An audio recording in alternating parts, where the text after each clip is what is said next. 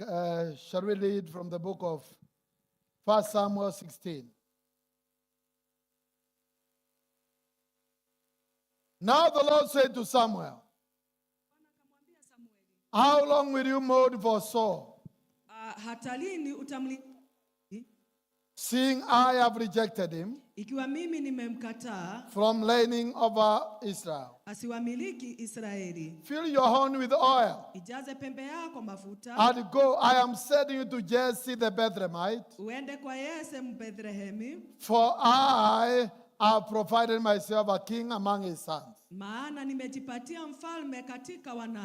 Father, may you speak to your people. May you use me this afternoon.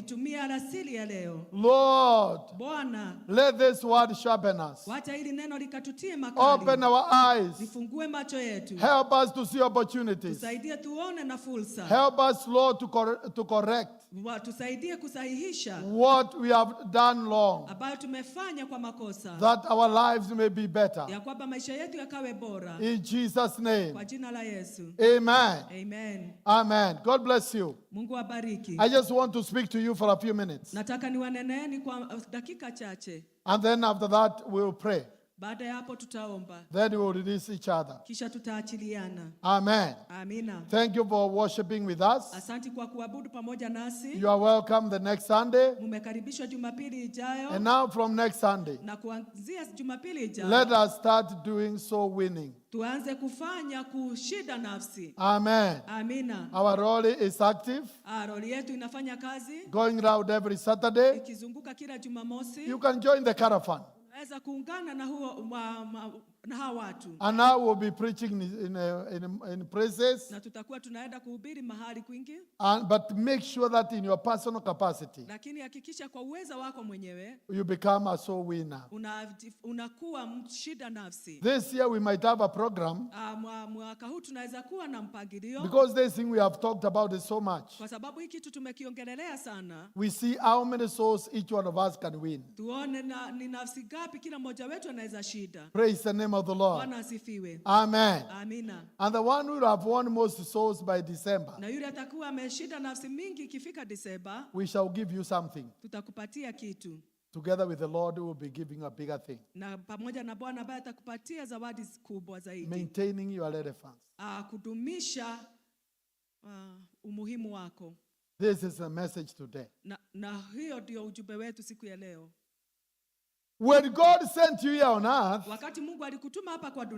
He sent you with relevance.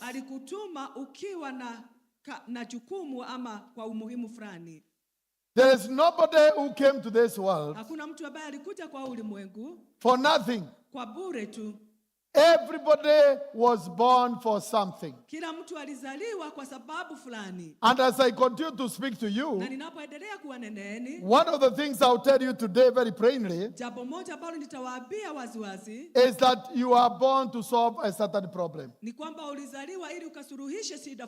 Amen. And in this year of spiritual manifestation, you go to maintain your relevance. You got to maintain your relevance. What is relevance? Relevance is being connected to a matter at heart. No, matter at heart. If we are talking about something, you be connected to it. If you come with another topic, you'll be rude, irrelevant. It is ability to remain useful, impactful, and to be effective in your time and season. Amen. To be relevant, it is to add value. So when you become irrelevant, you are not adding value anymore. Amen. Now, to be very simple, kuwa kwa urahisi sana, to be relevant, kuwa wa muhimu, it is to still being needed. Ni kukua kwamba bado unahitajika. Amen. Amina. Some of you are married. Wengine wenu mmeolewa ama mmeoa. And I want to be strong in this. Nataka kuwa mwepesi kwa hii. But some husbands, lakini wanaume wengine, they don't see your relevance. Hawaoni umuhimu wako. You have lost relevance in your marriage. Umepoteza umuhimu kwa ndoa yako. Even the husbands can lose relevance. Hata mabwana wanaweza kupoteza umuhimu. Now somebody doesn't care whether you die or live, life will continue. Mtu hajali kama uko ama ulikufa, maisha itaendelea. You can lose relevance in your place of work. Unaweza poteza umuhimu pahali pako pa kazi. And you are declared redundant. Na wewe sasa unaondolewa. In other words, you are not productive again. Kwa maneno mengine hauna mazao tena. To that purpose. Hata kwa kusudi. When you stop being productive to a purpose. Wakati umekosa mazao kwa kusudi fulani. You become irrelevant. Sasa unakosa umuhimu. You can lose relevance in a friend. Unaweza kukosa umuhimu hata kwa rafiki. And you wonder why is that person not reaching out to me again? Na unashangaa kwa nini ule mtu hanitafuti tena? It is because you have lost usefulness. Ni kwa sababu umepoteza umuhimu sasa. To that person. Kwa ule mtu. Amen. Amina. If you go away. Ukienda.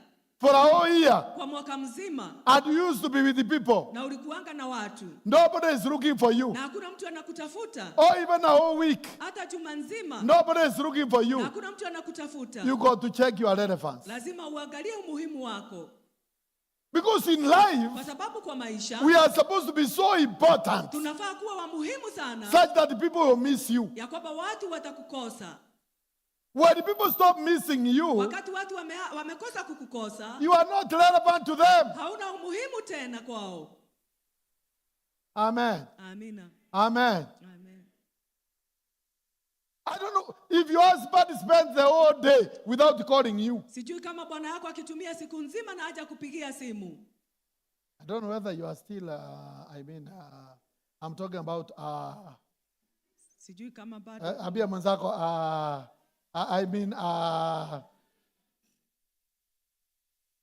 Amen. Amina. I thank God for my wife. Nashukuru Mungu kwa mke wangu. My wife will call you.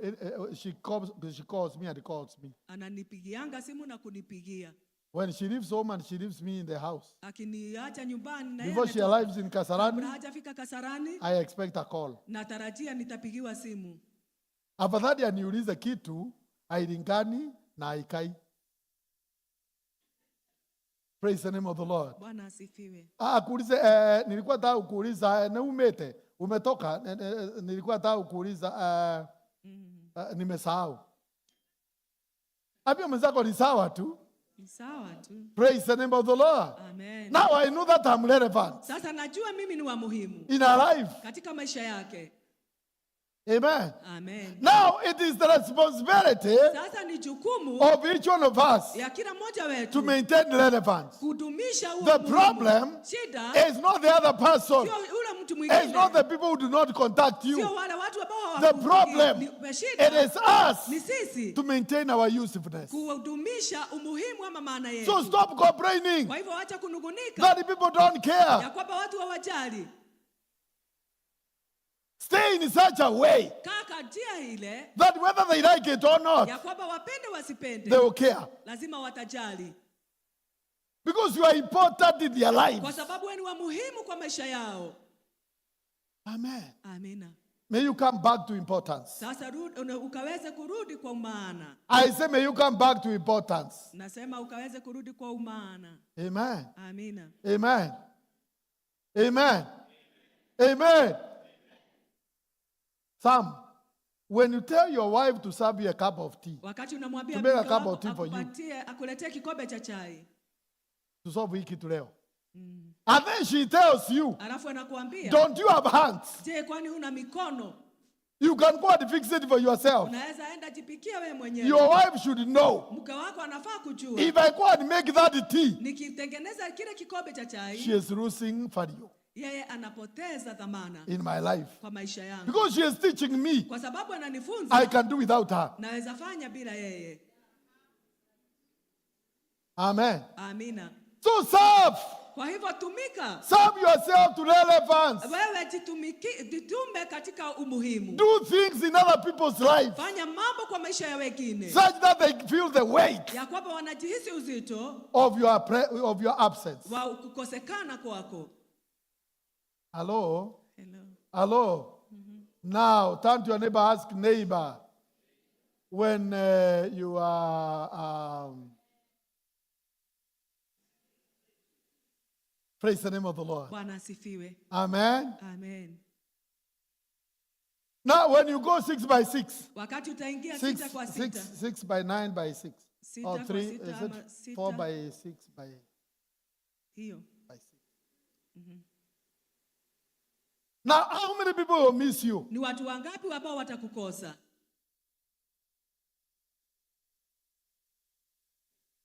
If people miss you for a day, watu wakikukosa kwa siku moja, know that your life here on earth, ujue kwamba maisha yako hapa duniani, they can do without you, they can erase you very fast. Wanaweza kuondoa kwa haraka sana, kukufuta kwa haraka sana. Create value. Atengeneza dhamana. I say create value. Nasema tengeneza dhamana. I say create value. Tengeneza dhamana. Amen. Amina. In your marriage, kwa ndoa yako, create value. Tengeneza dhamana.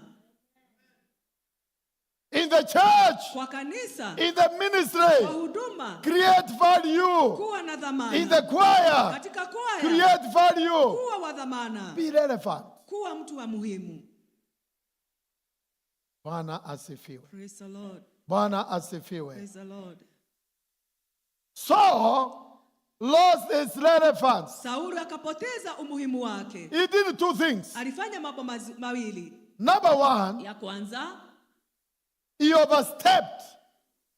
He overstepped. He gave a sacrifice that he was not supposed to give. So he overstepped. Kwa hivyo akapita mipaka. Number two, he spared Hagar. Ya pili akamnusuru Hagai. When he was supposed to finish the fat sheep, lean sheep, every sheep. Wakati alifaa kuangamiza kila aina ya kondoo. And finish the Amalekites. Na hata Wamaleki wote. But he spared some. Lakini akabakisha wengine. And when God looked at it, na wakati Mungu aliangalia, God said, Mungu akasema, I have finished with Saul. Mimi nimemalizana na Sauli. And he told Samuel. Akamwambia Samuel. And Samuel cried the whole night. Na Samueli akalia usiku kucha. But the Bible says, inasema, he told Samuel, akamuuliza Samueli, stop crying for Saul. Wacha kumlilia Sauli. For I have rejected him. Manake nimemkataa. To me now, so is irrelevant. Sauli hana maana yoyote. Are we together? Tuko pamoja. Are we together? Tuko pamoja. In the eyes of God, katika macho ya Mungu, he lost relevance. Akapoteza umuhimu. And he was replaced. Na akakuwa replaced. Akakuwa replaced. What I pray to this afternoon, kenye naomba adhuhuri ya leo, it is that God will help us ya kwamba Mungu atatusaidia to be irreplaceable. Tukuwa watu ambao hawawezi kupeana nafasi yetu, irreplaceable. There are people who are so irrelevant, kuna watu ambao hawana maana yoyote, such that when they die, ya kwamba wakati wamekufa, people are happy. Watu wamefurahia. The village is happy. Kijiji kinafurahia. Your family is happy. Familia yako inafurahia. They cry, you see them crying. Wanalia, unawaona wakilia. You think that they are sad. Unafikiria kwamba wamehuzunika. Ulikuwa mtusumbua kabisa. But they are actually the tears of joy. Zizo ni machozi za furaha. Amen. Amina. Amen. Amen. Amen. Me, I know there are people who have died and the people said it is good that he died. Ninajua kuna watu wameshaikufa na watu wakasema ni vizuri wamekufa. Maana huyo kama angeishi, angesumbua watu sana.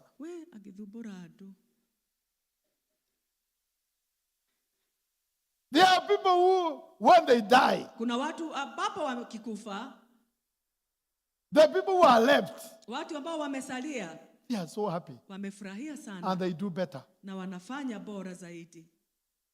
May it not be your portion in Jesus' name. Isikuwe sehemu yako kwa jina la I Yesu. say, may it not be your portion in Jesus' name. Isikuwe sehemu yako kwa jina la Yesu.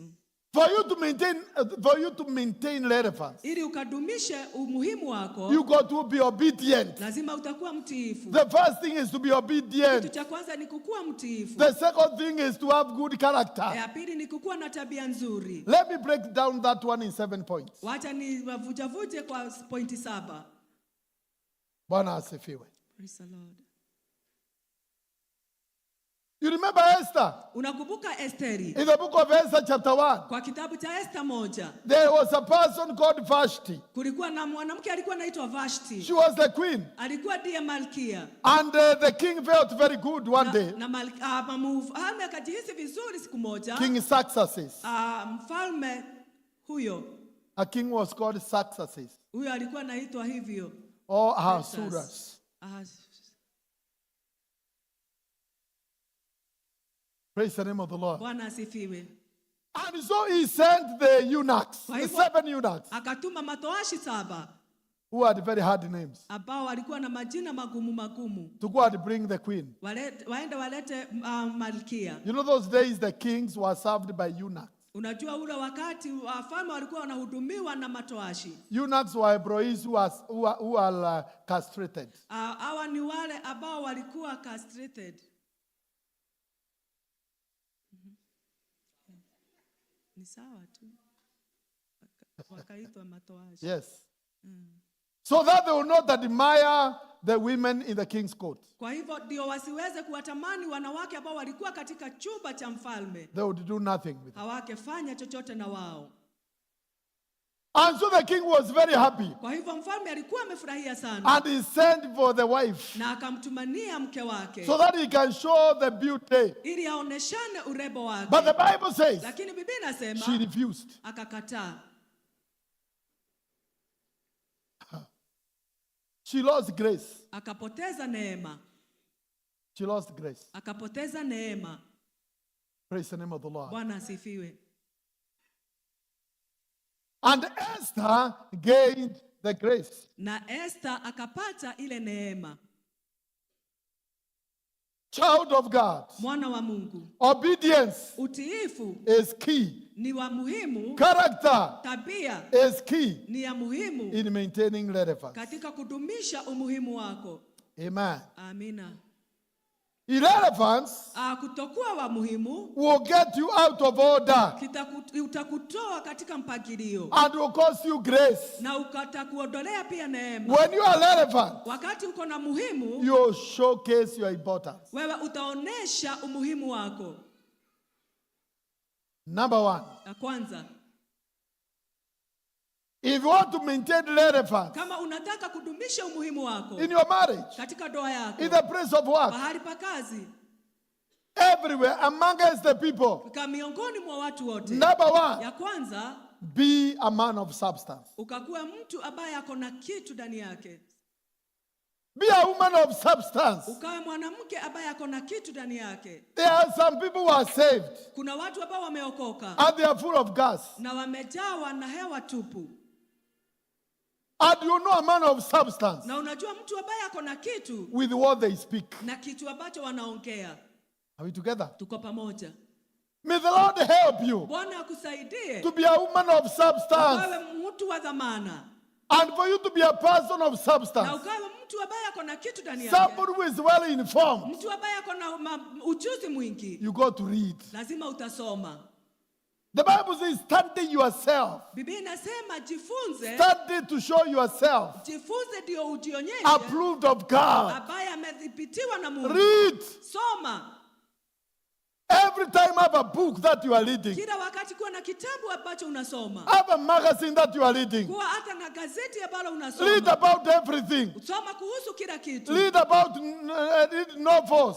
Soma hata novel. Read Christian literature. Soma maandiko ya Kikristo. Read news. Soma hata habari. Stay reading. Kaa ukisoma. Praise the name of the Lord. Bwana asifiwe. Be an informed person. Kuwa mtu ambaye ako na ufahamu. If you are not well read, kama hujasoma vizuri, utakuwa mtu ako na gas. Bwana asifiwe. Praise the Lord. Amu kusema amen. Amu kusema amen. You know what people have. Utajua ni nini kiko na ndani. Whether they have porridge here. Kama wako na uji hapa. Or they have brains. Ama wako na akili. When they open the mouth to speak. Wakati wamefungua mdomo kuongea. Praise the name of the Lord. Bwana asifiwe. Amen. Amen. Amen. Amen. And have good manners. Na kuwa na tabia nzuri. So that when you stick to the point. Ya kwamba na wewe unasalia kwa ile pointi. Which other people are talking. Ambao watu wengine wanaongelelea. There are some people. Kuna watu wengine. That you not go with in some places. Ambao hautaenda na wao pahali. Because when you go with them there. Ukienda na wao pale. You get embarrassed. Utaaibika. Bwana asifiwe. Praise the Lord. Bwana asifiwe. Amen. Because they will give you a kaya za abunwasi. Kwa sababu atakupatia hizo. When we are talking about important things, wakati tunaongelea mambo ya muhimu, they become irrelevant. Wao wanakosa maana. Colossians 4:6. Wakolosai 4:6. In life, katika maisha, you go to avoid careless talks. Lazima uangalie, uko mwangalifu siku unaongea mambo yasiyo na maana. Things that you talk, just talk. Mambo tu unaongea ili tu umeongea. Mpaka unasema pole mdomo. Bwana asifiwe. Amen. Ambia mwenzako kuropokwa. Ambia mwenzako kuropokwa. You become irrelevant. Unakuwa hauna maana. There are places, the Bible says, let your speech always be with grace. Biblia inasema wacha kuongea kwako kuwe kumejawa na neema. Your speech always. Kunena kwako kila wakati. Be seasoned with salt. Kukawe kumejawa na chumvi. That you may know how you ought to answer every matter, each one. Ili mjue jinsi ipasavyo kumjibu kila mtu. Let your speech wacha kunena kwako always kila wakati be with grace. Yajawe na neema. Seasoned with salt. Yakiwa amejawa chumvi. Turn to your neighbor, tell him, neighbor, know how to talk. Know how to talk. In this year, mwaka huu, we are talking about God manifesting himself. Tunaongea kuhusu Mungu kujidhihirisha. We are talking about you manifesting yourself. Tunaongea kuhusu hata wewe kujidhihirisha. May the Lord fill you with wisdom. Bwana na akujaze na hekima. I say may the Lord fill you with wisdom. Nasema Bwana akujaze hekima. The Bible says Biblia inasema that God will elevate you ya kwamba Mungu atakuinua to eat with the kings. Ukakula pamoja na wafalme. Listen to me, my friend. Nisikize rafiki. You cannot eat with the kings hawezi kula na wafalme if you are so irrelevant. ya kama hauna maana yoyote. Amen. Amen. Amen. You must have something. Lazima ukuwe na kitu in your heart ndani ya moyo wako and in your brains. Na katika akili zako. Amen. Amen. People will take you the way you carry yourself. Watu watakubeba jinsi unavyojibeba. I say people will take you the way you carry yourself. Watu watakuchukua jinsi unavyojibeba.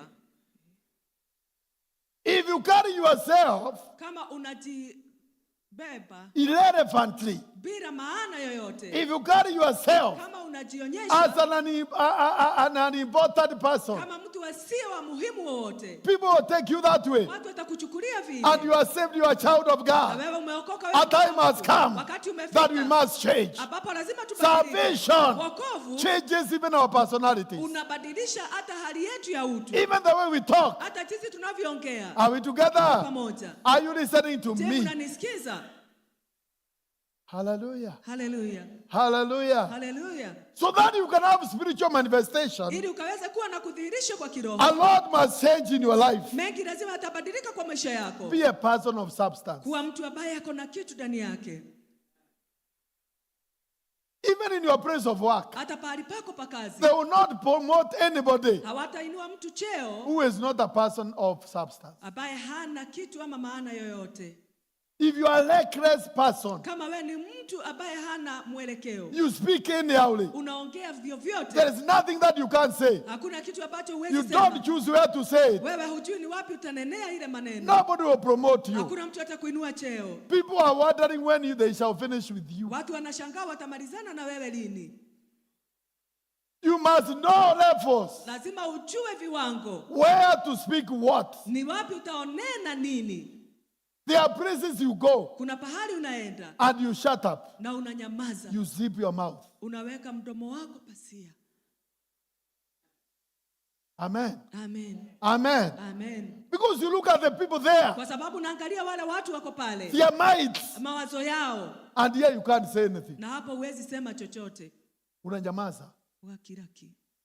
Una zip. Because you don't want to be relevant. Kwa sababu hutaki kutokuwa wa maana. More than Yakumio. Praise God. More than Yagoshua. Amen. James chapter 1 verses 19. Yakobo 1:19. The Bible says. Biblia inasema. We should be slow to speak. Tukuwe waangalifu kuongea. How many people have ever seen somebody? Wakapi wameshawahi ona mtu. Muko katika mkutano. Or you are talking with somebody. Ama mnaongea na mtu. You know, life. Maisha has got etiquette. Iko na tabia zake. Na mtu anaikahekwa na mambo. Mtu anachomachomwa. You cannot allow the other one to finish. Hata utaki mwingine kwanza amalize. You cannot allow people to finish. Hata uwagojei wengine wamalize. And wait for your chance to na speak. Na ugojee nafasi yako ya kuongea. And when you speak, na ukiongea, you have no point. Hauna point yoyote. People of substance. Watu ambao wako na kitu ndani yao. They speak points. Huwa wanaongea pointi. You contribute. Unachangia. And the people who are coming after you. Na watu ambao wanarudi kuongea nyuma yako. They quote what you said. Watanakiri yale ambayo ulisema. Are we together? Tuko pamoja. Mwalia wa mbere. Muongei wa kwanza. And the people are quoting you. Na watu wanaenda sasa wakikunakiri. Praise the name of the Lord. Bwana asifiwe. You are a person of substance. Wewe ni mtu ambaye ni wa dhamana ama kona. May you become an important person. Ufanyike mtu wa maana in life. Katika maisha. From this church. Kuanzia kutoka kwa hii kanisa. Ili ukiwa na komiti hata za mazishi. Uko kijijini, unakuwa wewe ndiye chairman. Huwezi fanya chairman kama huna kitu.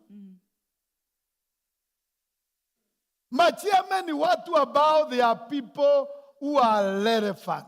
Wenye viti ni wale ambao wako na maana. And the people who are current. Na watu ambao ni wa wakati wanajua mambo ya wakati ule. Come on.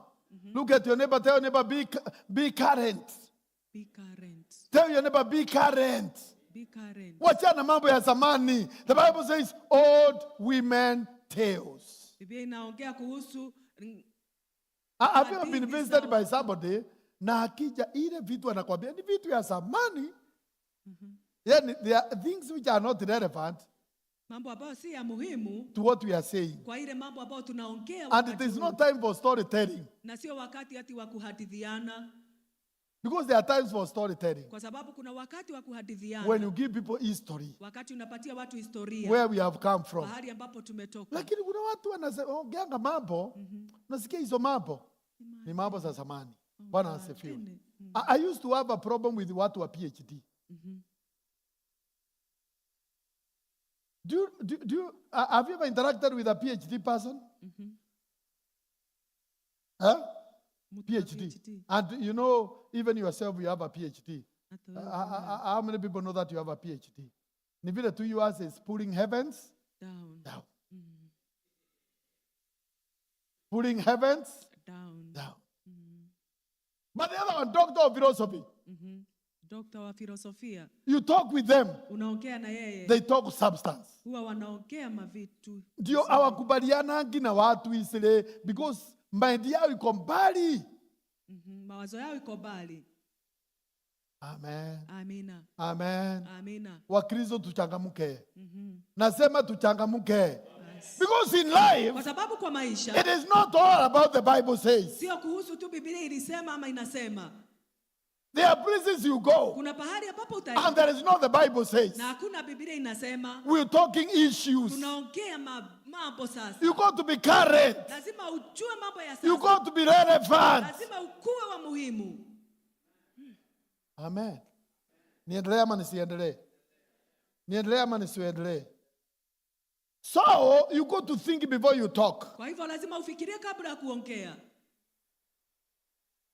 And you know where to talk. Na ujue ni wapi utaongea. And where to keep quiet. Na pahali pa kunyamaza. And you also got to know your league. Na lazima ujue kikundi chako.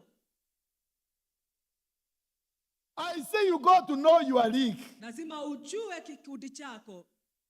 Unachezeanga ligi gani? Watu wa Arsenal? Arsenali. Watu wa Manuhu? Inaitangwa nini? Manuhu. Manuhu. Manuhu. Manuhu. Watu wa Gor Mahia? Na zile zingine zinaitangwa nini? I'm not a fan of football myself. Bwana asifiwe. Bwana asifiwe. Amen. Watu wako na ligi yao. In life, you got to know your league. Lazima ujue kikundi chako ni gani. Mental capacity yako. Uwezo wako wa kiakili. It is in which league? Iko katika kiwango gani? If you joke with the leagues, ukichezea hizo vikundi, you'll be irrelevant. Utakuwa hauna maana. Can I go on? Niendelee. Number 2. Ya pili. If you want to maintain relevance, ukitaka kudumisha umuhimu, you got to abide. Lazima utadumu. Abide somewhere. Udumu pahali. Stay somewhere. Kaa pahali. And stay where you are growing. Na ukae pahali ambapo unakuwa. John 15:1-8. Yohana 15:1-8. You know, in life, unajua katika maisha, people stay with you. Watu hukaa na wewe because of the fruit kwa sababu ya matunda that you are bearing. Ambao unazaa. Amen. Amen. Amen. Amen. Wewe ni mtu wa aina gani? Wewe ni mtu wa matimoko?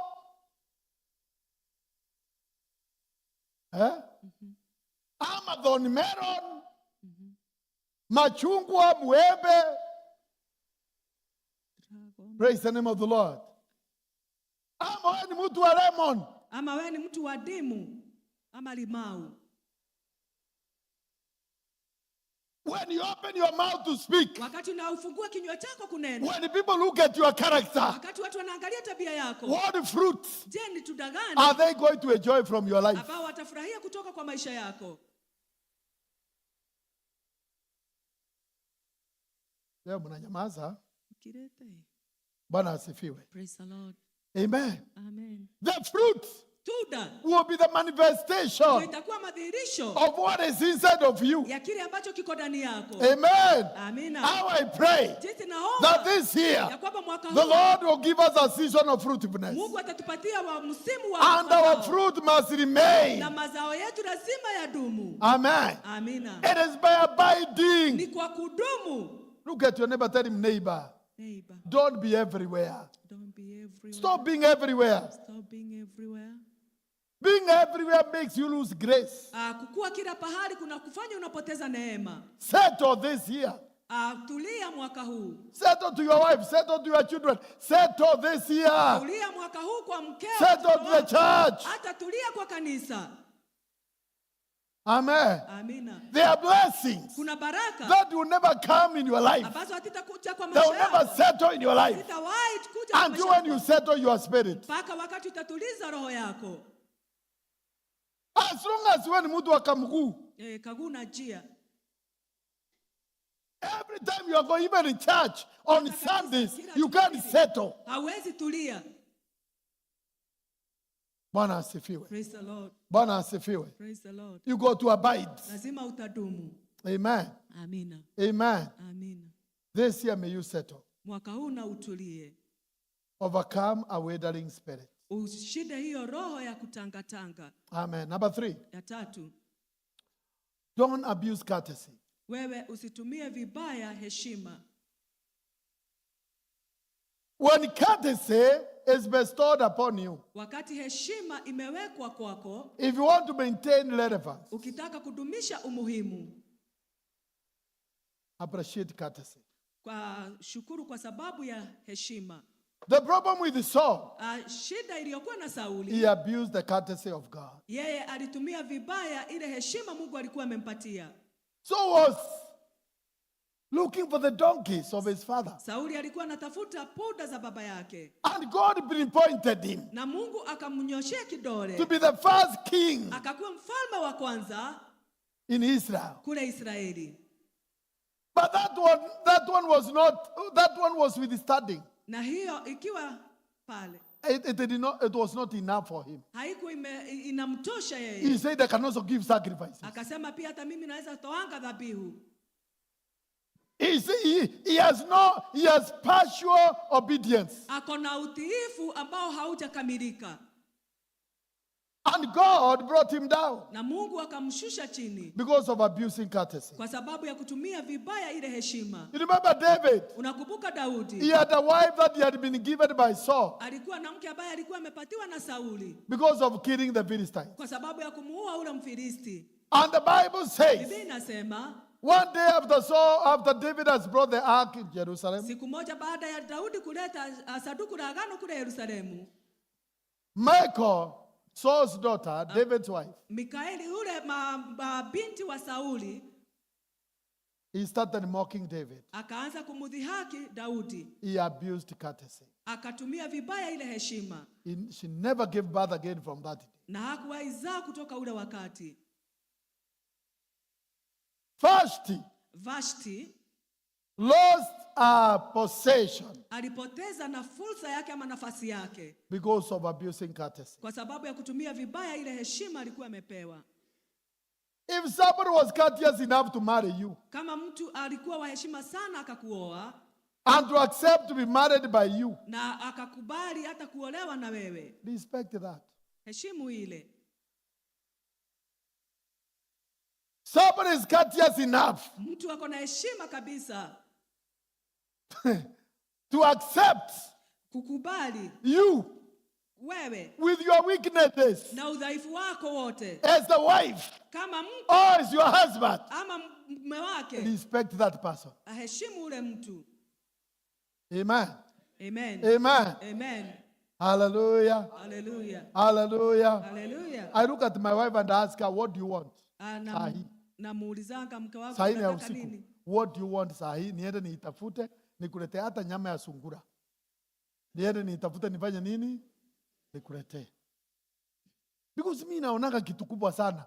Mtu ametoka kwao, anakuja kuishi na mimi. Mimi naonanga ikiwa kitu kubwa. Hii ni muujiza. Kanisa, muujiza. Nikiama. Nekiama, nekiama. Nekiama tolingero ni mwa. Wanaume oye! Mabibi zetu nekiama. Aise nekiama. Ni muujiza. Mungu amepiga muujiza. Praise the name of the Lord. Amen. Amen. Amen. And they are courteous enough. Na wako na heshima ya kutosha. At me, I don't care about what breakfast, what is dinner. Tunakula nini, lunch ama. At least lunch aliniambia nijishughulikiange kwa sababu sikuangi nyumbani. Bwana asifiwe. Amen. Nikureweka ukirete osio. Kuna mwenye anasiti yule. Nikureweka ukirete osio. Kuna uzuri wa mama yake oleaga. Na ale yako menya she becomes irrelevant. Na akikosa kujua anakuwa hana umuhimu tena. Hello. Hello.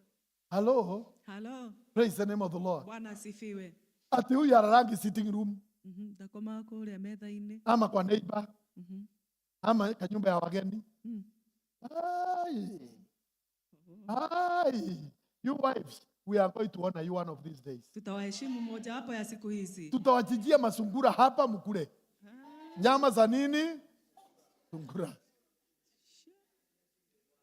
Anything you want. Bwana asifiwe. Amen. Amen. Amen. And you wives, na nyinyi wake, you got also to take us seriously. Lazima mnatuchukulia kwa maana. Amen. Amen. Wacha kutuitana kamzee. Tekamudhuri. Kamzae. Kwanza hiyo kamzae atekalizaa. Na watoto nao wanatuita you guys. Wanatuita guys. Mukuru. Fox. My fox. The other day nisikia Sharon akiongea my fox. These are my fox. The other Sharon, are you serious? Unaniita fox? Sasa hapo ndio tumefikishana. Bwana asifiwe. Amen. Are we together? Tuko pamoja. Are we together? Tuko pamoja.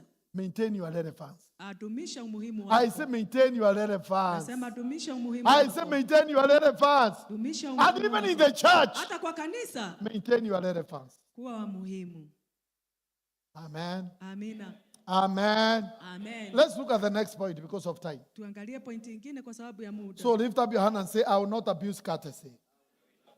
Somebody say, I will stop abusing courtesy.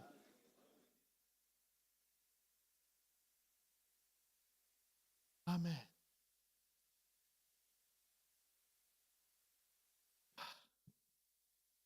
So if I come here with the dirty clothes, nikikuja hapa na mavazi machafu, mjue Mama Anne is abusing what? Courtesy. Bwana asifiwe. Praise the Lord. Kama nikija sijakaa vizuri, she is abusing what? Courtesy. Number 4. Ya 4. Understand your purpose in life. Uelewe kusudi lako kwa maisha. Understand your purpose. Ukaelewe kusudi lako kwa maisha. True relevance umuhimu wa ukweli flows through purpose. Unatiririka kupitia makusudi. And I want to tell you, nataka nikuambie, you are born in this life ulizaliwa kwa hii maisha to solve a certain problem ili ukasuluhishe shida fulani in the world. Kwa ulimwengu.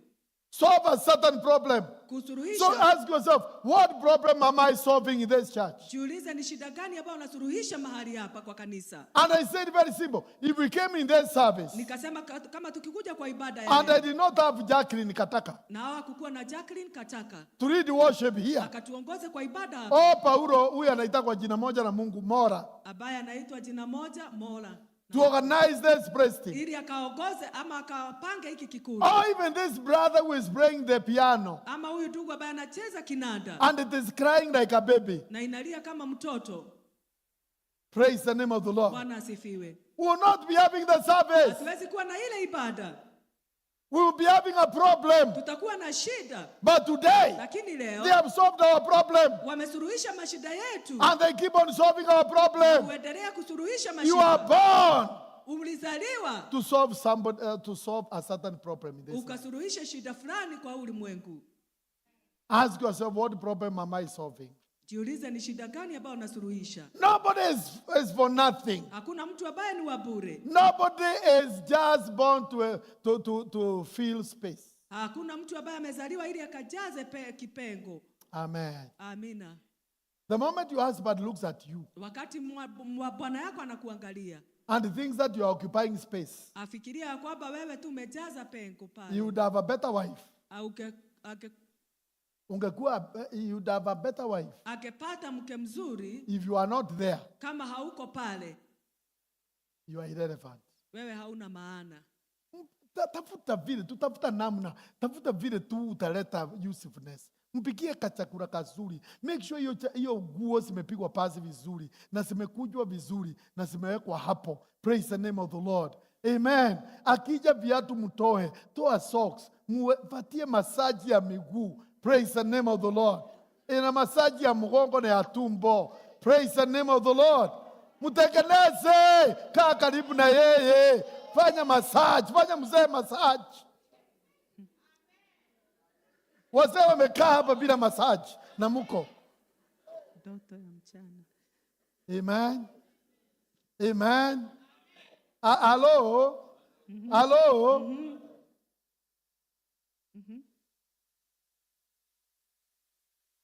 Praise the name of the Lord. Bwana asifiwe. Praise the name of the Lord.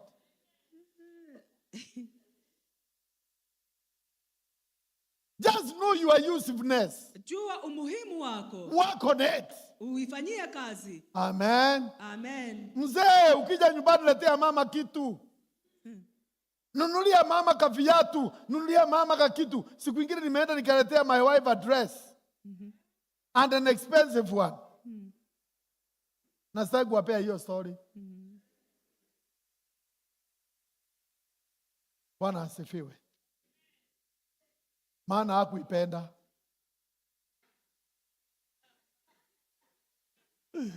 Hakuipenda.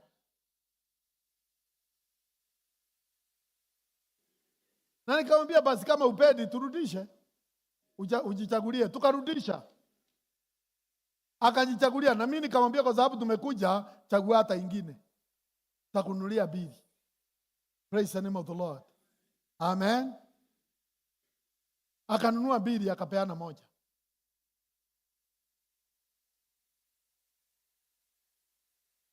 Naye kupeana moja, jana kuna mtu alikuja akampea 10. Literally guo kama 10. Ilikuwa kama ngapi? 5, 6, 7 mingi. Alizibeba hivi. Praise the name of the Lord. Amen. Amen. Kwa sababu alipeana ile. Amen. So msinichekere, ni kupanda alipanda. Praise the name of the Lord. Amen. Naye alipadua ngapi? Mingi. Mingi. Including what she is putting on today. Makofi kwa Yesu ya haraka. Makofi kama mvua. Letea mama kakitu. Be relevant. Be important. Kuwa maana. Watoto, nunulieni wazazi wenu tu vitu. Because your mama labda ana mtu akumpea. Wewe kama mtoto, save. Muletee kakitu. Hata kama ni kakitu kadogo. Kamugathi, kanyamo. Kakitu. Praise the name of the Lord. Amen. Na ninyi ambao hamuja oa na hamuja funga ndoa, oleweni na muoe, ili hata ninyi mfanye nini? Muletewe na muleteane. Hakuna mtu atakaa bure. It's only a time. It's only time. Ni wakati tu. Praise the name of the Lord. Bwana asifiwe. Amen. Number 5. Ya 5. Understand your times. Elewa nyakati zako. Sons of Isaka. Wana wa Isaka. They understood their time. Wakaelewa nyakati zao. Amen. Amen.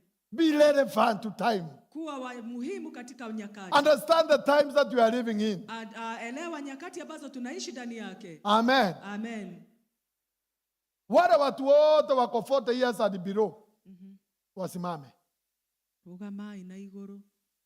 40 years and below. 40 gushoka nathi. All the 40 years and below. Nyote msimame. 40 years and below. 40 years and below. 40 gushoka hivi.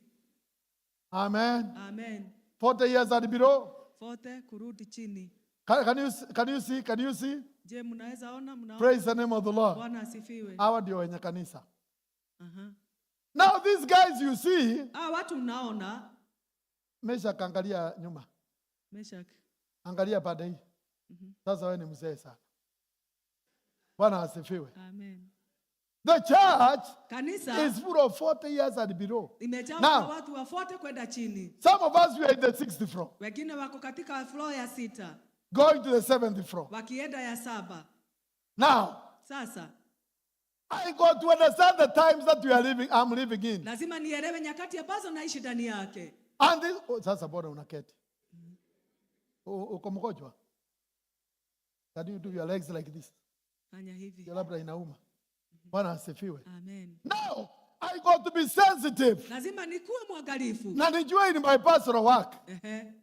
These people. Watu. They are not 60. Hawajafikisha 60. They are 40 years and below. Wako 40 kwenda chini. We are living in their time. Tunaishi nyakati zao. Can you sit down? Kaitini.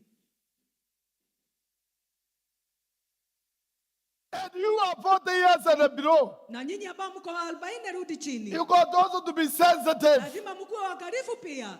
That your pastors. Ya kwamba wachungaji wenu. They are 40 years and above. Wako na 40 kwenda juu.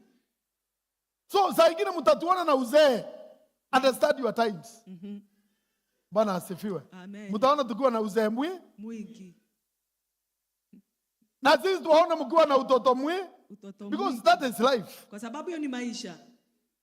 Tunaonanga mkiwa na utoto mwingi because sasa leo ndio nimejua ni kwa sababu mko 40 years ahead. Your life has not begun. Because life begins at 40. Maisha huanza kwa 40. Amen. Amina. Na ninyi mtuelewe ya kwamba sisi nasi ni wazee.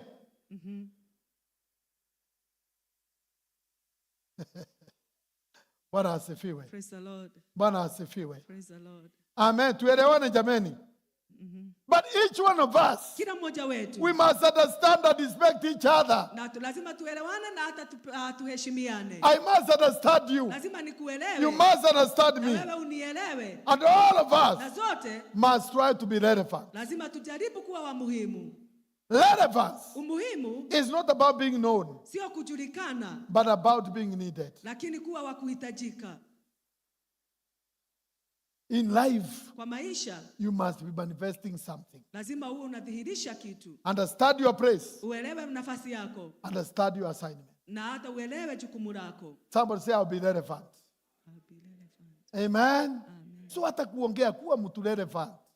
Amen. Amen. Number 6. Ya 6. Be competent. Ukue. Be competent. Competent. If you are competent, you can compete. Because competent, I think it has a relationship. Mi naona hivi na kutamka, sijasoma sana the literature of it, but I think competent, competing, there must be a relationship. Kuna uhusiano. And I want to marry them. Nataka nizishikanishe. Life maisha has a lot of competition. Iko na mashindano mengi. And in being relevant, na kwa kukua wa muhimu, you are going to keep your lane. Lazima ukae katika lane yako. But you got to compete. Lazima ushindane. You can never compete. Hauwezi shindana if you are not competent. Kama hauna uweza ule for the competition. Wa kushindana katika mashindano.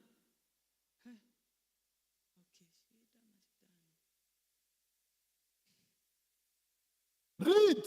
Soma. Make sure. Hakikisha. Whatever you do. Chochote upache unafanya. You do it competently. Unaifanya katika hali ya ushindi. Hapana. Ya uwezo. Amen. Amen.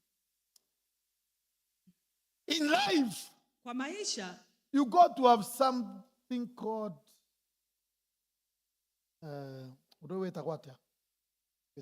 unajua ikitu unafikiria na Kiembu halafu una interpret na Kiingereza. Ni ngumu sana maisha hiyo. Bwana asifiwe. Excellence. Ubora. Whatever you do, chochote ambacho unafanya, it has to have precision. Lazima ikuwe na kulenga kuzuri. Precision. Yes. If you want to be to date, kama unataka kuwa wa wakati huu, have precision. Ukuwe na hiyo precision. Precision will bring excellence. Utaleta ubora. Excellence ubora comes from competence. Unakuja kutokana na uwezo. Ubora. Amen. That is why even when you dress, ndio maana hata wakati umevalia, you got to look at the mirror. Lazima utazame kioo. Check your tie. Uangalie tai yako. Because you can be relevant even the way you dress. Hata unaweza kuwa maana vile ambavyo umevalia. You are not even matching. Hata haujamachisha. Austin, you got even to match. Lazima imatch. Amen. Amen. And you got to be current in your dressing. Lazima ukue wa wakati huu. If I come here with bare bottom, ukana kibero bottom. Are we together?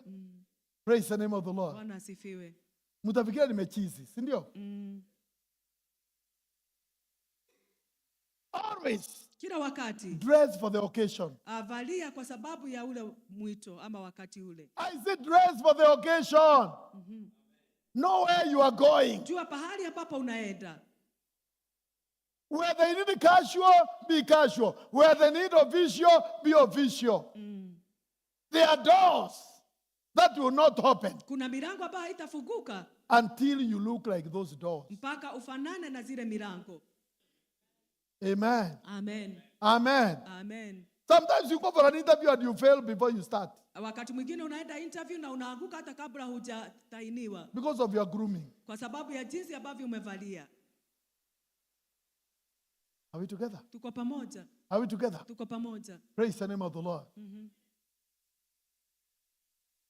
Make sure that you study the subject. Hakikisha ya kwamba umesomea ile funzo. Study the subject. You know, study sio kusomea tu. Study sio kusoma tu. Kukagua. Study the situation. Angalia ile hali ama ukague the subject. Hilo somo. Study situations. Ukienda pahali usiende umeingilia tu. Study the situation. Angalia hali vile ilivyo. Angalia hapa pako namna gani hapa. Hapa natakanga paedwa namna gani. Bwana asifiwe. Amen. Hata kuna pahali unaenda ukuta watu wakikula, you don't eat like a gratin. Are we together? Because it's not your age mates that you are eating with. Kwa sababu sio rika yako mnakula na wao. Unakula with manners. Unaangalia vile wanakula, unakula hivyo. Vile wanashika kisu na wanashika nini? Fork inashikwa na mkono gani na hii inashikwa na mkono gani? Una match mikono. Unakata vizuri. Unaangalia vile wanakula, unakula hivyo. Bwana asifiwe. Amen. I think ninawaambia sana. Lakini mkumbuke ninawafundisha. Ninawafanya nini? Kufunza. Because asiyefunzwa na mamaye atafundishwa na nini? Sasa ulimwenguni umenipata.